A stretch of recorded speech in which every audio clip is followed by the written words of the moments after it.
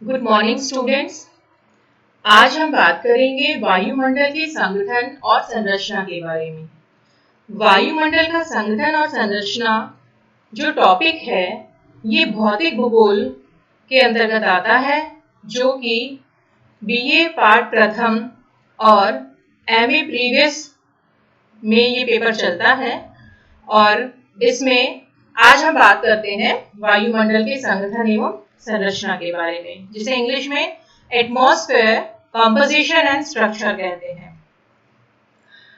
अगर हम सबसे पहले बात करें कि वायुमंडल क्या है, वायुमंडल का अर्थ क्या है, तो वायुमंडल जो है पृथ्वी को उसके चारों ओर कई 100 किलोमीटर की मोटाई में बहुस्तरीय गैसीय आवरण व्याप्त है, जो कि पृथ्वी के गुरुत्वाकर्षण के कारण ही पृथ्वी के साथ जुड़ा हुआ है, वायुमंडल कहलाता है। और ये जो वायुमंडल है इसका लगभग 99% भाग जो है वो धरातल से जैसे जैसे ऊपर जाते हैं तो लगभग 32 किलोमीटर की ऊंचाई तक इसका 99% भाग व्याप्त है। भूगोलवेता हुए हैं क्रिचफील्ड, उनके अनुसार वायुमंडल जो है वो गैसों तथा उसमें निलंबित ठोस एवं तरल पदार्थों का एक मोटा आच्छादन है, जो कि पृथ्वी को चारों ओर से आवेष्टित किए हुए है। अब अगर हम पहले देखें कि वायुमंडल जो है इसका महत्व क्या है, इसके महत्व के बारे में बात करें तो वायुमंडल जो है ये सभी प्रकार के जीवों को अस्तित्व प्रदान करता है। वायुमंडल जो है वो सभी प्रकार के जीवों का अस्तित्व इस वायुमंडल के कारण ही संभव है, क्योंकि जितने भी प्रकार के जीव हैं उन्हें जीवनदायिनी गैस जो है वो वायुमंडल से ही प्राप्त होती है। अगर हम मनुष्य वर्ग की बात करें तो हम लोग जो ऑक्सीजन है वो हमें वायुमंडल से प्राप्त होती है, पेड़ पौधों को कार्बन डाइऑक्साइड वायुमंडल से ही प्राप्त होती है। और ये जो वायुमंडल है ये धरातल के तापमान को निश्चित सीमाओं के अंतर्गत रखता है, नियंत्रित करके रखता है, जिससे कि पृथ्वी के ऊपर ना तो ताप बहुत अधिक बढ़ पाता है और ना ही बहुत अधिक कम हो पाता है। अब इसके बाद अगर हम बात करें तो वायुमंडल जो है उसमें प्रतिरोधक शक्ति है, जिसके कारण अंतरिक्ष की ओर से जो पृथ्वी के ऊपर उल्काकण आते हैं, उल्कापिंड आते हैं, आकाशीय पिंड आते हैं, उनके प्रहार से ये धरातल को बचाता है, उनको पृथ्वी तक आने से पहले ही ये नष्ट कर देता है।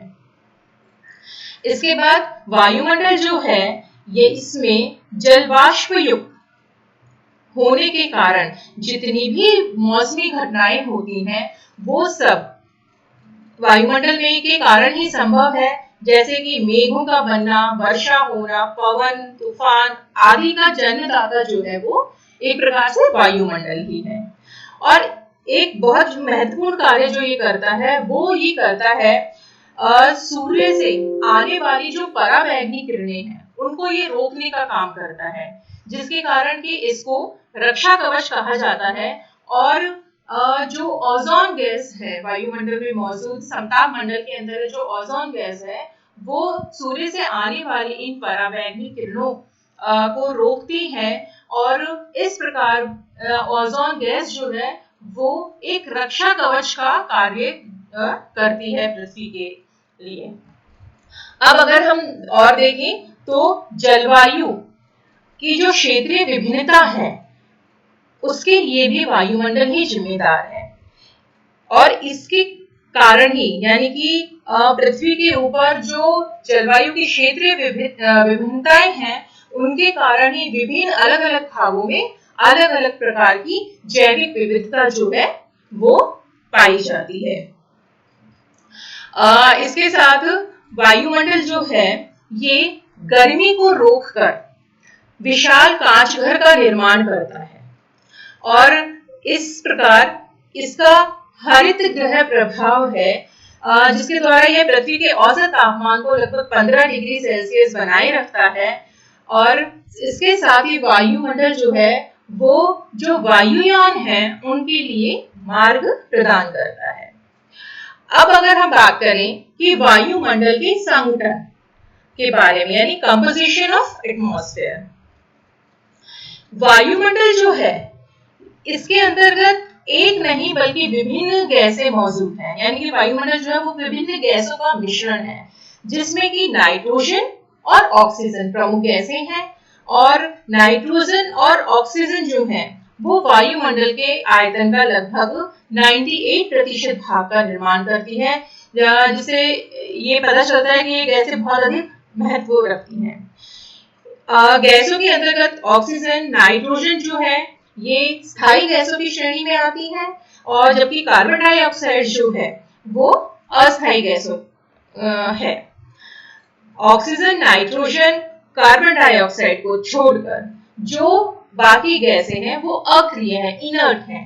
गैसों के अलावा जो वायुमंडल है इसमें बहुत बड़ी संख्या में ठोस एवं तरल कण भी है मौजूद हैं, जो कि सम्मिलित रूप से एरोसोल कहलाते हैं। इनमें विभिन्न प्रकार के कण शामिल हैं जिनके बारे में हम बात करेंगे। इसके अलावा जलवाष्प जो है वो भी वायुमंडल के संगठन का हिस्सा है, और जलवाष्प और एरोसोल जो है इनका मौसम और जलवायु की दृष्टि से बहुत अधिक महत्व है। इस प्रकार अगर हम देखें तो वायुमंडल जो है इसके अंतर्गत गैसें, जलवाष्प और उसके बाद एरोसोल, यानी इन तीनों से मिलकर के वायुमंडल का संगठन बना है। अब हम एक एक के बारे में बात करते हैं कि इन तीनों जो वायुमंडल के संगठन के तत्व हैं के बारे में एक करके हम बात करते हैं। इनमें सबसे पहले हम लेते हैं गैसों को। वायुमंडल में ऊंचाई, अक्षांश, ऋतु और समय के साथ गैसों की जो मात्रा है इसमें परिवर्तन आता है, ये बदलती रहती है। वायुमंडल में जो मौजूद गैसें हैं इनको हम दो प्रकारों में बांटते हैं। एक है स्थायी गैसें। स्थायी गैसों के अंतर्गत आती हैं जैसे nitrogen, oxygen, argon, neon, hydrogen etcetera. दूसरी है अस्थायी गैसें। अस्थायी गैसें जो है इसके अंतर्गत आती हैं कार्बन डाइऑक्साइड, ओजोन, मीथेन आदि। इन अस्थायी गैसों का सूर्य के विकिरण पर अधिक प्रभाव पड़ता है। इसके बाद अगर हम देखें कि वायुमंडल में जो नाइट्रोजन है और ऑक्सीजन, ये दोनों गैसें ऐसी हैं जो कि धरातल से जैसे जैसे हम ऊपर जाते हैं तो 100 किलोमीटर की ऊंचाई तक मौजूद है, और हाइड्रोजन जो है वो हल्की होने के कारण 125 किलोमीटर तक पाई जाती है, जबकि कार्बन डाइऑक्साइड जो है वो भारी गैस होने के कारण धरातल से सिर्फ 20 किलोमीटर की ऊंचाई तक पाई जाती है। अब वायुमंडल में पाई जाने वाली इन गैसों को हम एक एक करके इनकी बात करते हैं। अगर आप यहाँ पे ये डायग्राम में देख रहे होंगे तो इसमें जो ये ब्लू वाला हिस्सा है ये नाइट्रोजन को दर्शा रहा है, यानी कि वायुमंडल में जो गैस सबसे अधिक मात्रा में मौजूद है वो है नाइट्रोजन। वायुमंडल के आयतन का लगभग 78% भाग जो है वो नाइट्रोजन द्वारा बनता है, और ये जो नाइट्रोजन है ये ऑक्सीजन को ये प्रज्वलन की क्रिया जो है उसको रोकती है, उसको नियंत्रित करती है, और पेड़ पौधों के विकास और वृद्धि के लिए नाइट्रोजन गैस बहुत अधिक इंपॉर्टेंस रखती है, बहुत अधिक महत्वपूर्ण है। ये एक निष्क्रिय गैस है। इसके बाद दूसरे नंबर में हम देखते हैं ऑक्सीजन। ये जो रेड वाला हिस्सा है ये है ऑक्सीजन। ऑक्सीजन जो है ये जीवनदायिनी गैस है, और ये लगभग 20.98% जो है ये वायुमंडल का वो ऑक्सीजन के द्वारा बनाया जाता है। ये जीवनदायिनी गैस जो है ये रासायनिक दृष्टि से अधिक सक्रिय है, क्योंकि जैव मंडल में अधिकांश तत्वों में आसानी से ये मिल जाती है, और जो दहन क्रिया है यानी कि आग लगने वाली जो क्रिया है उसके लिए ऑक्सीजन का मौजूद होना जरूरी है। हरे पौधों और सागरीय फाइटोप्लैंक्टन फोटोसिंथेसिस प्रक्रिया द्वारा ऑक्सीजन का निर्माण करते हैं। इसके बाद हम देखें कार्बन डाइऑक्साइड। कार्बन डाइऑक्साइड जो है ये 0.03% मौजूद है वायुमंडल में। वायुमंडल के आयतन का ये 0.03% भाग है। और इसका जो हरित गृह प्रभाव है, जिसके कारण कि आज धरातल के ऊपर तापमान में अत्यधिक वृद्धि का जो खतरा मंडरा रहा है, जो भूमंडलीय तापन का, ग्लोबल वार्मिंग का खतरा जो उत्पन्न हो गया है, वो इसके लिए ये जो कार्बन डाइऑक्साइड गैस है, ये बहुत अधिक स्तर तक जिम्मेदार है। ये दहन क्रिया का उत्पाद है। देखो, हमने बात करी थी ऑक्सीजन जो है वो दहन क्रिया के लिए आवश्यक है, मतलब दहन क्रिया ऑक्सीजन की मौजूदगी में ही होती है। और नाइट्रोजन जो है वो प्रज्वलन को नियंत्रित करता है, जबकि कार्बन डाइऑक्साइड जो है ये दहन क्रिया का उत्पाद है, यानी कि जब कोई चीज जलती है तो उससे कार्बन डाइऑक्साइड जो है ये निकलती है। और निचली परतों में, यानी कि वायुमंडल की जो निचली परतें हैं, धरातल के समीप की जो परतें हैं, उनमें ताप वृद्धि जो है वो विभिन्न जलवायु परिवर्तनों को जन्म देती है। इस तालिका में अगर हम देखें तो नाइट्रोजन जो है वो शुष्क वायु के आयतन का 78.01% भाग का निर्माण करती है। ऑक्सीजन जो है वो 20.94%, ऑर्गन जो है वो 0.93%, कार्बन डाइऑक्साइड जो है वो 0.03%, और ये बहुत अधिक परिवर्तनशील गैस है, इसमें बहुत अधिक परिवर्तन आता है। इसके बाद नियॉन जो है वो 0.0018%, हीलियम 0.005%, उसके बाद ओजोन जो है, जो कि एक बहुत अधिक महत्वपूर्ण गैस है, परावैंगनी किरणों को रोकने का काम करती है, ये मात्र 0.00006% ही वायुमंडल में मौजूद है। और इतनी कम मात्रा में होने के बाद भी ओजोन गैस जो है वो इतनी महत्वपूर्ण गैस है, वो रक्षा कवच का निर्माण करती है पृथ्वी के चारों ओर। फिर क्रिप्टॉन जो है, हाइड्रोजन जो है वो 0.00005%, और क्रिप्टॉन, जेनॉन, मीथेन जो है ये न्यूनाधिक मात्रा में वायुमंडल में मौजूद है। ओजोन की बात करें तो ओजोन जो है ये पृथ्वी की छतरी भी इसे कहा जाता है, क्योंकि ये जो रक्षा कवच बना रही है पृथ्वी के चारों ओर, उसके कारण इसको ये नाम दिया गया है।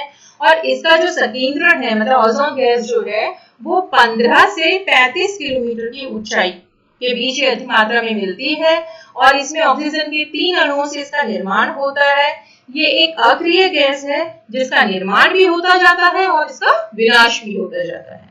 इसके बाद कुछ और अन्य गैसें भी हैं जो वायुमंडल में मौजूद रहती हैं, जैसे जिसमें ऑर्गन, हाइड्रोजन, हीलियम, जेनॉन आदि गैसेस जो है ये आती हैं।